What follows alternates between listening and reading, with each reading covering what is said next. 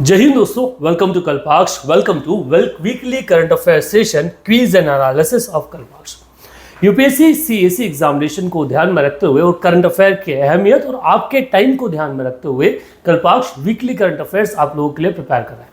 आज हम चर्चा करने वाले हैं 22 जून से लेकर 28 जून के जो करंट अफेयर्स है, इवेंट्स है जो आपके एग्जामिनेशन के लिए इंपॉर्टेंट है, उनके बारे में एनालिसिस करेंगे कुछ क्वेश्चंस को और साथ में उस न्यूज़ को जिस कारण से वो क्वेश्चन जो है वो न्यूज़ में बना या फिर वो आने वाले एग्जाम के लिए इंपॉर्टेंट है।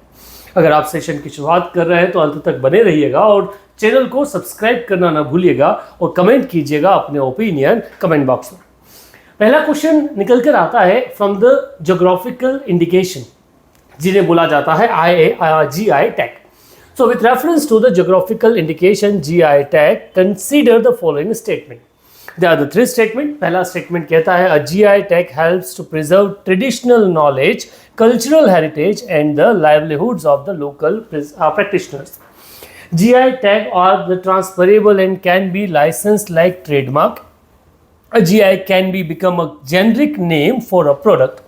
हिंदी में अगर देखा जाए तो कहा जाता है कि जीआई टैग पारंपरिक ज्ञान एवं सांस्कृतिक विरासत और इसके स्थानीय चिकित्सकों की आजीविका को संरक्षित करने में मदद करता है। एंड नॉट अबाउट द चिकित्सक, इसका मतलब होता है बाकी जो लोग प्रैक्टिस कर रहे हैं उन लोगों के लिए भी। जीआई टैग हस्तांतरणीय है और ट्रेडमार्क की तरह लाइसेंस प्राप्त किए जा सकते हैं। जीआई किसी उत्पादन का सामान्य नाम हो सकता है या बन सकता है। निम्न में से कितने कथन जो है वो कथन सही है? यह सवाल न्यूज में क्यों आया, अगर इसके बारे में चर्चा की जाए इसे आंसर करने से पहले तो समझिएगा कि बेसिकली प्राडा नाम से एक बहुत बड़ा ब्रांड है, ठीक है। वो प्राडा ने वर्तमान में मानसून सीजन में एक नए स्लीपर जो है वो लॉन्च किए और वो स्लीपर वैसे ही दिखते हैं जैसे आपके फेमस कोल्हापुरी चप्पल दिखते हैं। अब कोल्हापुरी जो चप्पल है उनको या कोल्हापुरी जो स्लीपर है उनको जीआई टैग मिला हुआ है। इस कारण से एक कॉन्ट्राडिक्शन बनकर आ गया कि प्राडा ने कोल्हापुरी जो एक इंडिजीनियसनेस है उसे कॉपी कर ट्रेडमार्क का वायलेशन किया और यहीं से क्या बनता है, ये पूरा जो क्वेश्चन है ये क्वेश्चन बन जाता है। चलिए, अगर इस क्वेश्चन को आंसर करने की कोशिश की जाए तो जीआई टैग का जो काम होता है वो प्रिजर्वेशन होता है traditional knowledge, cultural legacy and open जो लोकल प्रैक्टिशनर्स होते हैं उनके बारे में। तो इसका जो पहला ऑप्शन है वो ऑप्शन क्या बन जाता है, वो करेक्ट बनता है। अगर जीआई टैग के ही बारे में चर्चा की जाए तो अब the product must originate from a specific place and its quality, reputation और characteristics must be essentially attributed that geographical region. तब तक किसी रीजन को ज्योग्राफिकल टैग नहीं दिया जाता जब तक वो पूरे उस रीजन को जस्टिफाई न कर दे कि हाँ भैया ये चीज़ यहीं की है। जैसे रसगुल्ला की ये बंगाल का ही है, या फिर अगर कहीं आपकी महेश्वरी साड़ी, वैसी साड़ी महेश्वर में ही बनती है। तो जब तक ये चीज़ें डिफाइन नहीं हो जाए तब तक किसी चीज़ को क्या नहीं दिया जाता, आपका जीआई टैग नहीं दिया जाता। Detailed production method, material, quantity, benchmark must be specific in the application. सारी चीज़ें मस्ट होना चाहिए। On these entity, for example producer group, association, इन सबको क्या दिया जाता है, रजिस्टर्ड किया जाता है। GI tags are non transferable, ये क्या नहीं होते, एक जगह से दूसरी जगह ट्रांसफर नहीं होते। It can not be license like trademark, और इन्हें ट्रेडमार्क के रूप में लाइसेंस भी नहीं किया जा सकता। इस आधार पर अगर देखा जाए तो सेकेंड ऑप्शन क्या होता है, करेक्ट होता है। Honors and government are expected to monitor misuse and initiate legal action against the counterfeiting and false uses. A GI should not be or become a generic name for a product. Hence, option third is also a incorrect option. अगर इस तरह से देखा जाए तो दो option इसमें correct है। कौन से वाला, सेकेंड एंड थर्ड वाला। Only one option is correct, that is the first. अगर क्वेश्चन को आंसर करने की कोशिश की जाए कि which one is the correct, so A is the correct option because only one option is correct in this particular question. GI tag से संबंधित सवाल बनने की संभावना है सिर्फ यूपीएससी नहीं, यूपीएससी संबंधित और भी एग्जामिनेशन है वहां भी बनती है। चलिए, बिना देरी किए आगे बढ़ते हैं और अगले क्वेश्चन की तरफ। सेकेंड क्वेश्चन है, वो कहता है which of the following state has launch a project to boost the income of farmers by promoting cultivation of queen pineapple. निम्नलिखित में से किस राज्य ने रानी अनानस की खेती को बढ़ावा देकर किसानों की जो आय है उसको बढ़ाने का काम किया है? ऑप्शन है मेघालय, तमिलनाडु, सिक्किम और त्रिपुरा। आपके आधार पर कौन सा ऑप्शन है कमेंट बॉक्स में जरूर लिखेगा। चलिए, इसको एनालिसिस करने की कोशिश करते हैं कि कहां से ये न्यूज आई और क्यों ये क्वेश्चन बना। तो त्रिपुरा एग्रीकल्चर मिनिस्टर, जिनका नाम है रतन लाल नाथ, उन्होंने फ्राइडे को अनाउंस किया कि 132 करोड़ का स्कीम जो है वो आपका फार्मर्स के लिए लेकर आए for the cultivation of queen pineapple. The queen pineapple has been granted the GI tag, geographical designation. कहाँ पर मिला है? आपका जो बेसिकली त्रिपुरा है उसको। इस आधार पर ये काफी महत्वपूर्ण हो जाता है। The project has improved the branding and export potential of Tripura's pineapple. It is also designated as the state fruit of Tripura in 2018। अगर आप पूरे आधार पर देखें तो क्वीन पाइनएप्पल का आइडेंटिटी अगर किसी से बनता है वो त्रिपुरा से बनता है। ये वहाँ का स्टेट फूड भी है, साथ ही साथ इसे क्या भी मिला हुआ है वहाँ पर, ये एक्सपोर्ट के लिए भी महत्वपूर्ण एक GI टैग मिला हुआ है। इस आधार पर अगर देखा जाए तो क्वेश्चन नंबर सेकंड जो हम देख रहे थे उसका आंसर जो है वो है D and that is Tripura. आपको अगर इस पर्टिकुलर सवाल से यहाँ तक कोई डाउट है तो आप कमेंट बॉक्स में जरूर लिखेगा। चलिए आगे बढ़ते हैं अगले क्वेश्चन की तरफ। This semaglutide and the tirzepatide medicine are used for the treatment of, ठीक है, सेमाग्लूटाइड एंड टिर्पेज़ेटाइड दवाओं का उपयोग निम्नलिखित में से किसके इलाज के लिए किया जाता है? सो ये न्यूज़ बना जब एक कंपनी जिसका नाम है नोवो नॉर्डिस्क, डेनिश फार्मास्यूटिकल है कॉरपोरेशन है, जिन्होंने blockbuster weight loss injectables semaglutide earlier जो दिस वीक उन्होंने क्या कर दिया, मार्केट में लॉन्च किया है और इसी कारण से ये चीज़ जो है वो न्यूज़ में आई। सेमाग्लूटाइड एंड टिर्पेज़ेटाइड जो है ये both GLP glucose like peptide report में आता है, ठीक है। कुछ प्रोनाउंसिएशन शायद दिक्कत हो सकती है क्योंकि मेडिकल टर्मिनोलॉजी और उसका मैं यूज टू नहीं हूँ। और इस आधार पर अगर कहा जाए दिस मिशन नॉन है इंक्रीड मेमेकिन जो है मेमिक जो है उसके यूज में यूज की जाता है। तो इसका जो करेक्ट ऑप्शन निकल कर आता है वो ऑप्शन निकल कर आता है ऑप्शन सी कि ये टाइप 2 डायबिटीज एंड ओबेसिटी जो है उसके लिए क्या होती है, काम में आती है। जो मधुमेह और मोटापा है उसको कम करने के लिए मेडिसिन जो है वो काम में आती है। ये नाम अभी मेरे लिए भी न है, आपके लिए भी न है, इनको ध्यान रखिएगा। इस तरह पे क्वेश्चन बनने की संभावनाएं प्रबल है। चलिए आगे बढ़ते हैं। The term docking with reference to the space refers, अंतरिक्ष के संदर्भ में डॉकिंग शब्द का उपयोग क्यों किया जाता है? वर्तमान में अभी भारत के ही इंडिविजुअल को कहाँ भेजा गया है? अंतरिक्ष के इंटरनेशनल स्पेस स्टेशन पर भेजा गया है सुधांशु को। तो सवाल आता है कि वहीं से निकल कर आया स्पेस को लेकर एक शब्द है डॉकिंग। डॉकिंग अभी कुछ समय पहले इसरो ने भी परफॉर्म किया था जब उसने स्पेस में 2 सैटेलाइट्स को आपस में जोड़ा था, वहीं से निकल कर ये टर्मिनोलॉजी जो आता है। कई सारे ऑप्शंस यहाँ दे रखे हैं कि where 2 spacecraft are parked at the different position in space, when a spacecraft changes its position to prevent collision with other spacecraft, where 2 spacecraft moving at the extremely high speed but not relative to each other are aligned in a precise orbit and joined together, when 2 spacecraft are launched together in the same orbit and different purpose। इसका correct option जो आता है वो आता है जहां 2 अंतरिक्ष यान अत्यधिक तेज गति से चलते हैं लेकिन एक दूसरे के सापेक्ष नहीं होते, उन्हें एक सटीक कक्षा में संरेखित कर एक साथ जुड़ जाती जो है उस प्रोसेस को क्या कहा जाता है? डॉकिंग कहा जाता है। न्यूज में इस सवाल का रहने के पीछे अगर कोई कारण है तो वो कारण अभी वर्तमान में जो मिशन गया है वहीं से निकल कर आता है। तो इसका जो करेक्ट ऑप्शन है वो करेक्ट ऑप्शन सी है। चलिए आगे बढ़ते हैं। Consider the following projects, there are few projects are there. A tunnel at Pir ki Gali, Sadhna tunnel stretch from Janjar to Shopian, resurfacing the Trehgam and Chakkometi, Trehgam and Chamkot road. Above the project have been approved for, ठीक है, ये सारे project किस चीज के लिए क्या किए गए? अप्रूव किए हैं। पीर की गली से एक सुरंग है, साधना सुरंग है, जजनार से शोपिया तक का मार्ग है, त्रेहगाम से चमकोट सड़क का पुनर्निर्माण। ये सारे शब्द जो है बेसिकली जम्मू एंड कश्मीर के हैं, वहीं पर ये शहर जो है वो बसते हैं, तो वहीं से न्यूज़ निकल कर रही है। तो इसका करेक्ट ऑप्शन जो है वो तो का बी है। पर इस सिस्टम को समझ लेते हैं कि मेजर इंफ्रास्ट्रक्चर पुश में जम्मू एंड कश्मीर में सेंटर ने लगभग 10,337 करोड़ रुपए के 2 टनल प्रोजेक्ट और रोड को क्या किया है? लागू किया है। और इसी कारण से न्यूज़ में भी रहा है, तो जम्मू एंड कश्मीर के लिए काफ़ी महत्वपूर्ण है। ये सवाल यहाँ से बनता है। चलिए आगे बढ़ते हैं। अगला question, with reference to the Banakacherla reservoir plan the consider the following statement, ठीक है, ये काफी न्यूज में है, वर्तमान में एक डिस्प्यूट चल रहा है इसको लेकर।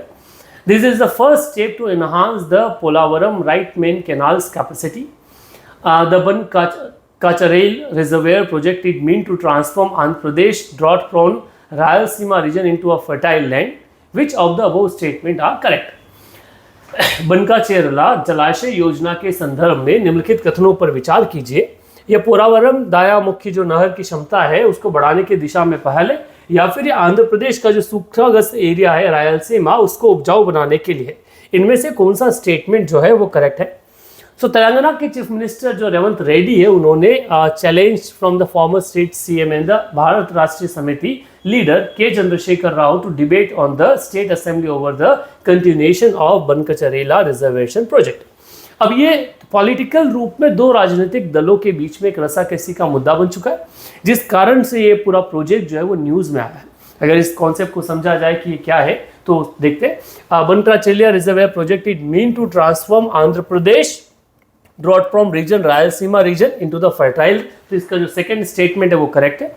According to the idea, the first phase would be increase the capacity of the Polavaram right main canal from the 17,500 to 38,000 cubic, allowing the Godavari water to transform to Krishna.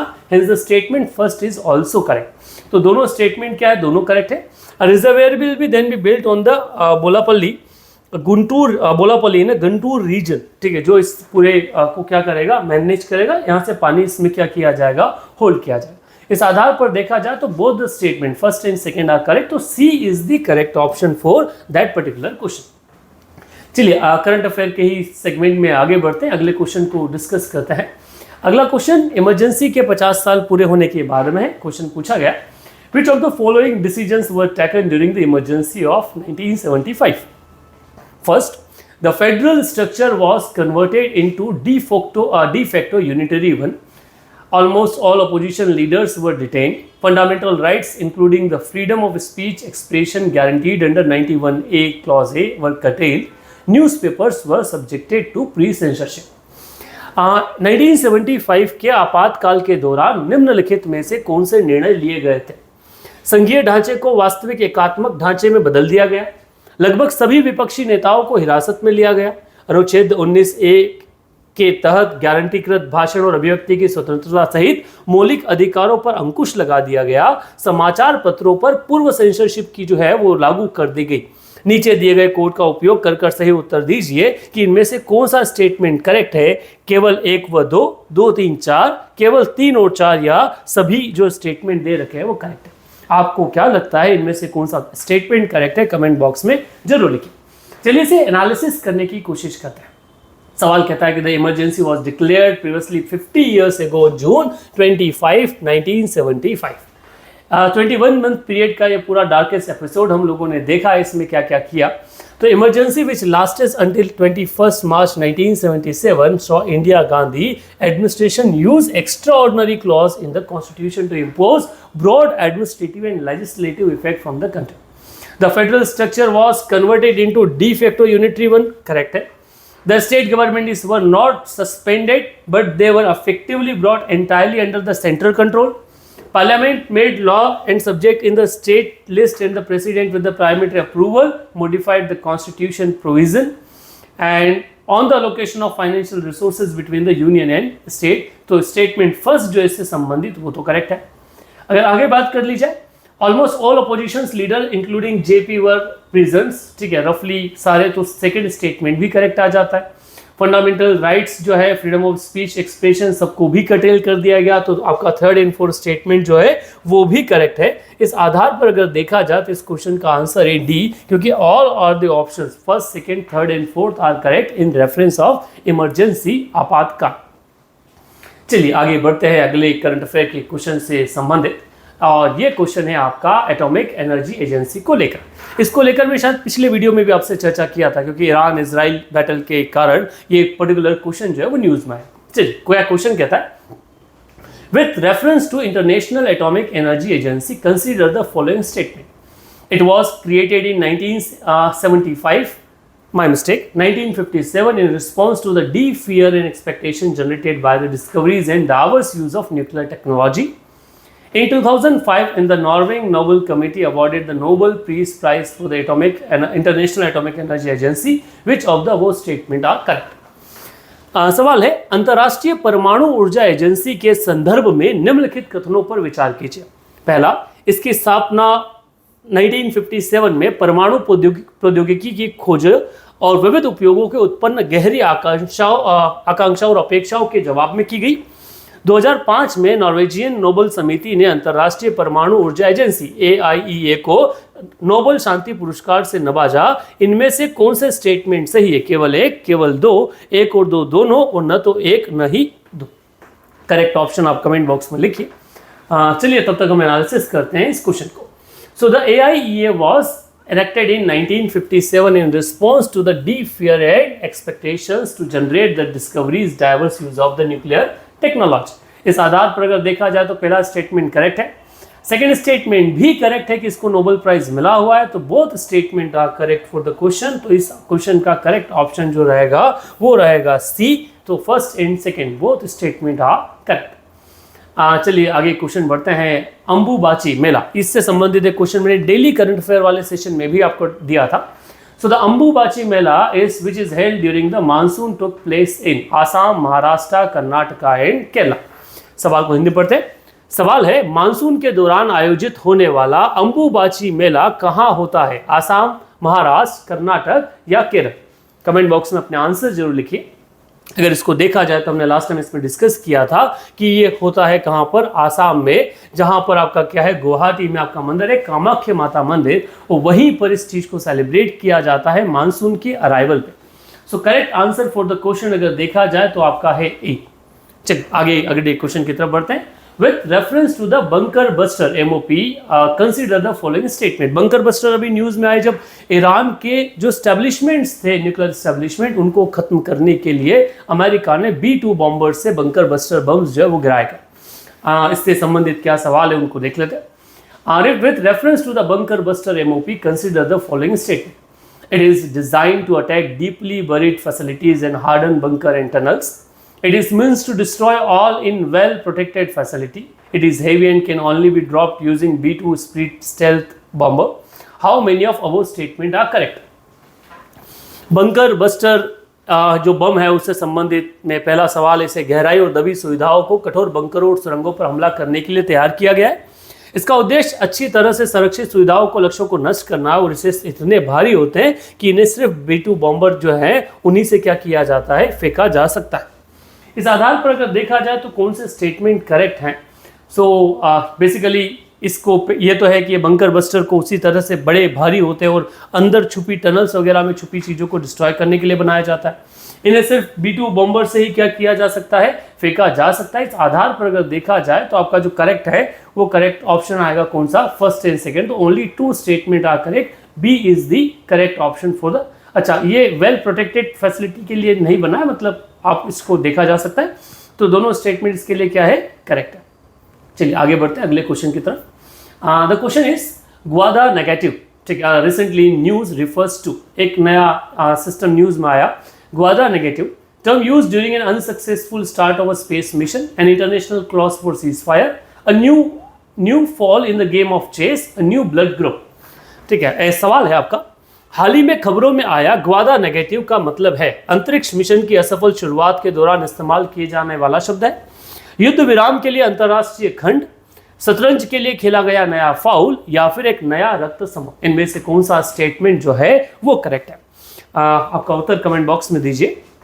अगर इसको analysis किया जाए तो कहा जाता है कि more than अ decade एगो after a woman from the Guadeloupe underwent a routine to blood test where the surgery scientists in France have identified entirely new blood group। तो इस आधार पर देखा जाए तो ये क्या है, ये अपने आप में एक ब्लड ग्रुप है। So D is the correct option for the particular question. So that's it for today's part कि पिछले एक हफ्ते में वो चीजें महत्वपूर्ण जहां से आपके क्वेश्चन बनने की प्रबल संभावना है। हमारा फोकस सिर्फ इतना कि बहुत ज़्यादा करंट अफेयर से आपको बचाकर, जो एक समुद्र करंट अफेयर का है उससे आपको बचा के रखा जाए और आपको लिमिटेड कंटेंट अवेलेबल करवाया जाए। सेशन कैसा रहेगा कमेंट बॉक्स में जरूर लिखिएगा और अपने दोस्तों तक इसे शेयर करने से न भूलिएगा। Thank you very much.